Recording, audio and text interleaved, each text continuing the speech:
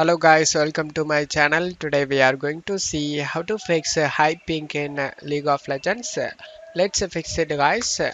You just need to go to search menu and type view network connection. Click on open it.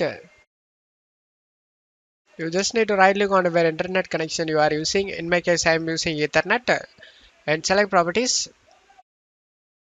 Select internet protocol version 4 and select properties. Select use the following DNS server addresses and type here 8888. In alternative DNS server type 8844. This is Google's DNS guys. Select OK and just close stuff here. Right click on the internet you are using and select disable option.